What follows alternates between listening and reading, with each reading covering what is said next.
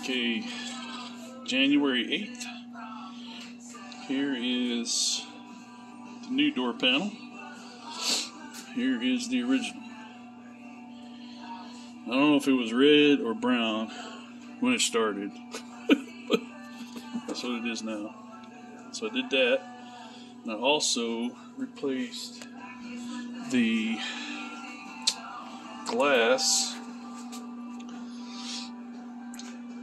for the driver's side, and I had to actually peel this out of the track because the track,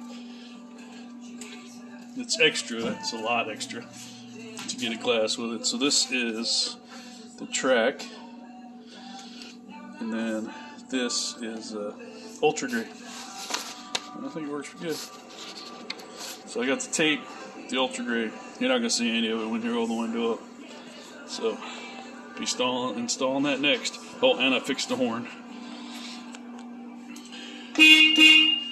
So that there's a little slider contact up under here, and it wasn't making good contact. So anyway, on to the next thing.